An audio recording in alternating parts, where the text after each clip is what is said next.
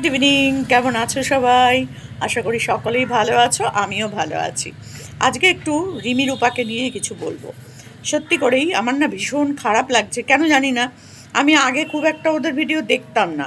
সেই যখন মানে পিয়ার সাথে একটা ব্যাপার চলছিল, পিয়া কিছু টাকা পয়সা দিয়েছিল বিএমটি করার সময়, তারপর সে একটা ঝড় উঠেছিল। ওরে বাবা রে বাবা, সেই টাকা পয়সা তোলা দেওয়া নেওয়া, আদৌ বিএমটি হচ্ছে কি হচ্ছে না। ওদিকে ও টাকা পয়সা তুলেছিল, তারপর তার বাচ্চার চিকিৎসা করলো না, মানে বিএমটি করলো না।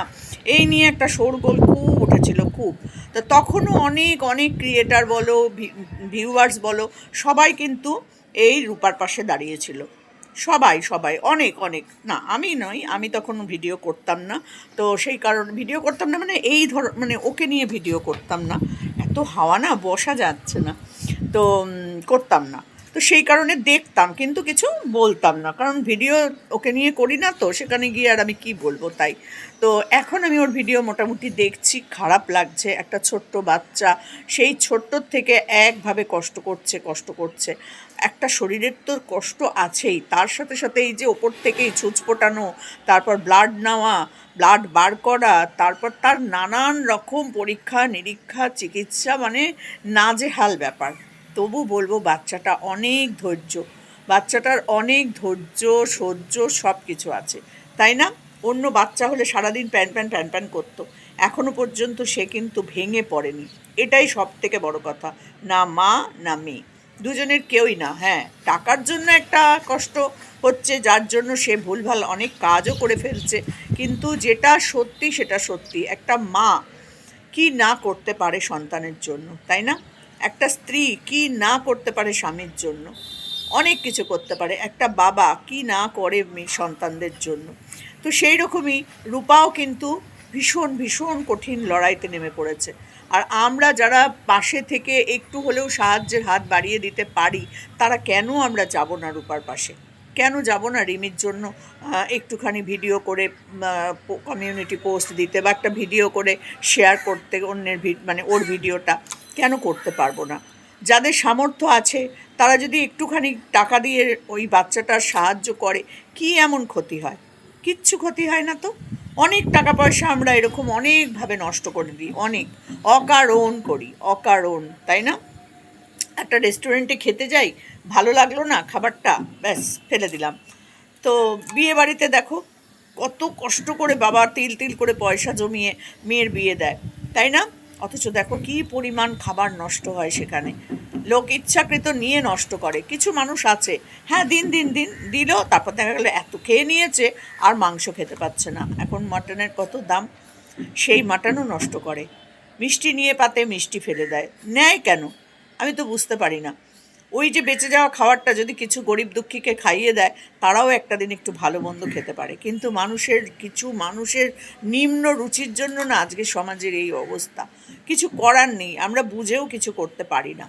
আজকে এই যে রূপাকে নিয়ে নোংরা নোংরা অনেক আলোচনা হচ্ছে, বাজে বাজে কথা বলছে, আমার ভালো লাগে না শুনতে, বিশ্বাস করো। আমি করব না, বলবো না, ঠিক আছে, কিন্তু এগুলো শোনার পর না অনেক সময় মানে চুপ করেও থাকা যায় না, কি বলবো, সরি। তবুও রূপাকে বলবো ধৈর্য ধরো, এমন কিছু কাজ করে ফেলো না যেটাতে তোমাকে নিয়ে লোকে কথা বলে, তোমাকে কথা বলার সাহস পায়। তোমার বাচ্চা অসুস্থ, তুমি সব কিছু ভুলে গিয়ে মানুষের কাছে যাচ্ছ, হাত পাচ্ছ, সব ঠিক আছে, কিন্তু মুখ থেকে এমন কিছু কথা বার করো না যে কথাটা নিয়ে কন্ট্রোভার্সি সৃষ্টি হয়ে যায়, তাই না?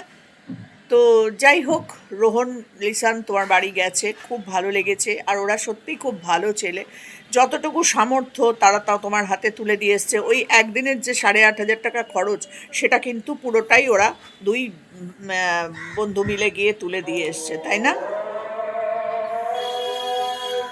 আজান হচ্ছে, আমি আজানটার পর আবার আসছি। তো আজানের পর ফিরে এলাম। এখানে তো সামনেই মসজিদ আছে একটা, তো আজান দিচ্ছিল, তাই জন্য একটু চুপ করে গেছিলাম। তো যাই হোক, লিসান আর রোহন তোমার বাড়ি গেছে, অত কষ্ট করে গেছে, সব কিছু ওরা করেছে। ওরা এই কাজগুলো করতে ভালোবাসে, মানুষের পাশে দাঁড়াতে ভালোবাসে। অসহায় মানুষের পাশে যারা দাঁড়ায় না, ভগবান তাদের ওপরে একটা আলাদাই দৃষ্টি দিয়ে রাখে সবসময়। তারা সত্যি করেই কি বলবো, একটা আলাদা মানে কিছু নিয়েই পৃথিবীতে জন্মায়, যে আমরা কিছু মানুষের জন্য করব।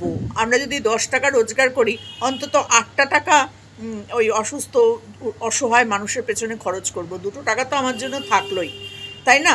এরকম মানুষের চিন্তাধারা মন কতজনের আছে। শুনলাম তুমি কোনো ভালো মানে এরকম যারা কাজ করে, আমি জানি তুমি কার কথা বলেছিলে, ভিডিওটা আমি দেখেছি এবং নামটাও আমি খুব ভালো করে জানি, কিন্তু নামটা বলবো না, যেহেতু সে তোমাকে মানে থ্রেট দিয়েছে এবং তোমাকে সেই ভিডিওটা ডিলিট করে দিতে হয়েছে, মানে প্রাইভেট করে দিতে হয়েছে। তো আমি তার নাম বলতে চাই না। দেখো, আমরা সবাই কি বলতো, মানুষ। সবার আগে হচ্ছে মানুষ, মান আর হুঁশ, এই দুটো যদি না থাকে তাহলে তো হবে না, তাই না?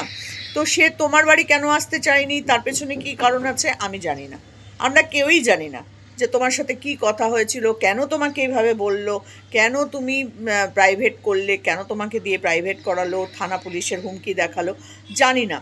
কিন্তু সে অসহায় মানুষদের সাথেই কাজ করে, আমরা তাকে সেভাবেই চিনি, সেভাবেই তার নাম প্রচুর মানুষ তোমার কাছে করেছিল তোমার কমেন্ট বক্সে। তো জানি না কি হয়েছিল তখন, তুমি সাহায্য চাওয়াতে কেন সে না করে দিয়েছিল জানি না। তো এই এই সিচুয়েশনে সে তো না করার মতন মানুষ নয়, কিন্তু তবু কেন করেছিল জানি না, জানতে চাইও না, ভেতরের ব্যাপার আমার জানার দরকার নেই। কিন্তু তোমার মুখ থেকে যেটা শুনেছি সেটা নিয়েই বলছি। তো আমার মনে হয় তুমি এই জিনিসগুলো না বলো না, কাউকে বলো না যে আমি একে বলেছিলাম, তাকে বলেছিলাম, এর বাড়ি গেছিলাম, তার বাড়ি গেছিলাম, আমাকে সাহায্য করলো না, আমার বাড়িতে কেউ আসেনি। কেন তোমার বাড়ি যাবে বলো তো? তোমার বাড়ি কেউ যাবে না। যদি কেউ যায় তাহলে জানবে সেটা তোমার ভাগ্য, সেটা তোমার ভাগ্য। এই যে স্ক্যানারটা রোহন আর লিসান দিয়েছে, মানে তোমার তোমার স্ক্যানারটাই দিয়েছে তারা, এটাও তো সবাই দিতে পারে, তাই না? যে না দিদি, আমি তো আপনার বাড়ি যেতে পারছি না, তো আপনার জন্য আমি একটা নিজের থেকে ভিডিও করে দিচ্ছি, আর তার সাথে আপনার স্ক্যানারটা আমি আমার ভিডিওতে দিয়ে দিলাম, আপনার স্ক্যানারের আপনার ফোনপে নাম্বারটা আমি আমার ডেসক্রিপশানে দিয়ে দিলাম। এটাও তো করতে পারে কত মানুষ। বড় বড় যারা ব্লগার আছে, বড় বড় যারা সমাজসেবামূলক ভিডিও বানায়, তাদেরকে বলো তুমি সেইভাবে। তুমি সবাইকে বলবে তোমার বাড়িতে আসতে, বা তুমি কারোর বাড়ি হঠাৎ করে না জানিয়ে না করে চলে যাবে, সেটা তো ঠিক নয়। এই যে তুমি মহুয়ার বাড়ি চলে গেছিলে, সেটা কি তুমি ঠিক করেছো? নিজের বুকে হাত দিয়ে ভেবো তো, হঠাৎ করে এরকম করে যদি তোমার বাড়ি চলে আসতো, আর তোমার বাড়িতে যদি সেই সময় তোমার শাশুড়ি মা বা শ্বশুরমশাইয়ের কাজ চলতো, তুমি কি পারতে? সেই সময় তারা ওখানে ছিল না, সেটা আলাদা কথা, থাকলে হয়তো নিশ্চয়ই কিছু সাহায্য করতো, আমি জানি না। কিন্তু তবু বলবো, এরকম সময় তুমি জেনে বুঝে কি করে তার বাড়ি চলে যেতে পারো? কিছু জিনিস আছে জানো তো, ভালো বলছি তোমাকে, সব ভালো সব ভালো, তুমি খুব ভালো, তুমি খুব কষ্ট করছো, ঠিক আছে, কিন্তু কিছু কিছু কাজ এমন কিছু করে ফেলো না যেটাতে তোমাকে নিয়ে লোকে বাজে কথা বলতে পারে বা ভিডিও শুরু মানে করতে পারে।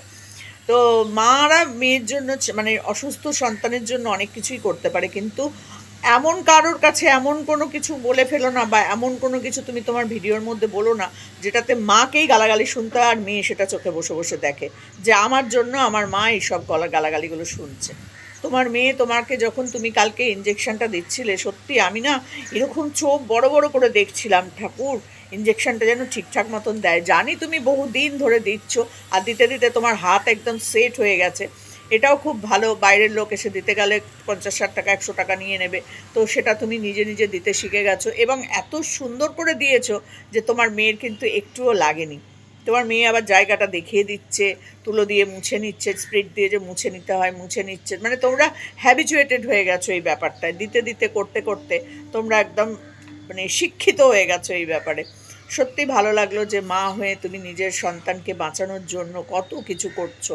আর তোমার ভাইয়ের বউ, তাকেও অনেক অনেক ভালোবাসা জানালাম।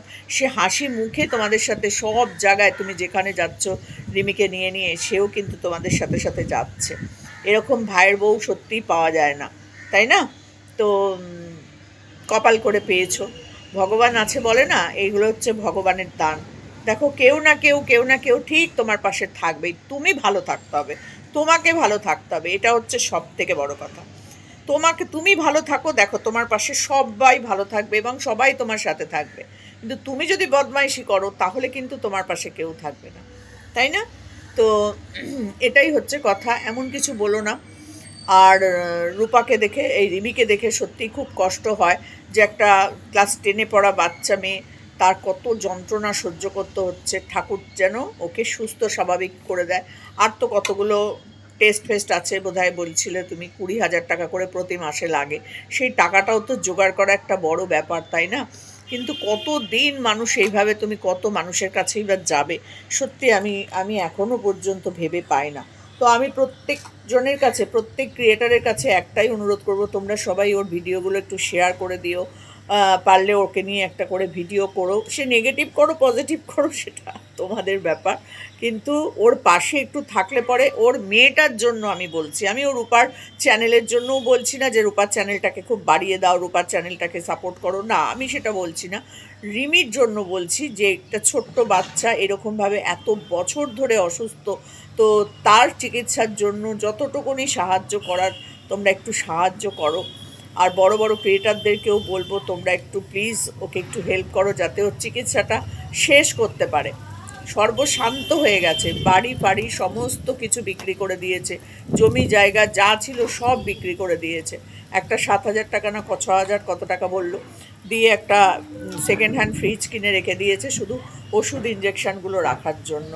তাহলে বলো তো, তো সেই দিক থেকে বিচার করে ভগবান যেন মেয়েটাকে সুস্থ করে দেয়, এটাই বলবো। এত কষ্ট করছে তো মাটা, তার কোলটা যেন খালি করে না দেয়, এটাই বলবো।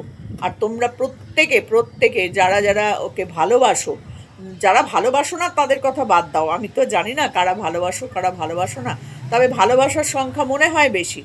যারা কমেন্ট করো, পজিটিভ কমেন্ট করো, তারা নিশ্চয়ই ওকে ভালোবাসেই করো। তাই তোমরা যতটুকুনি সাহায্য পারবে এগিয়ে দাও সাহায্যের হাত। তোমরাও একটু চেষ্টা করো, যদি কারোর সাথে যোগাযোগ করে, তারা বড় বড় ক্রিয়েটারদের সাথে যোগাযোগ করে তারা যাতে একটু সাহায্য করে, এরকম করে করে সবাই একটু রিমির পাশে দাঁড়াও। রূপার পাশে নয়, রিমির পাশে দাঁড়াও। রিমি বেঁচে থাকলে পরে রূপাও বেঁচে থাকবে, এই তো, আর কি। মা হয়ে সন্তানের জন্য যদি কোনো ভুল করে থাকে তার সেটা ক্ষমা করে দাও, এটুকুনি বলবো। দেখো, ভুল ভ্রান্তি তো মানুষই করে, তাই না? আর মানুষ যখন করে তখন মানুষকেই আবার সেটাকে ঠিক করে নিতে হয়।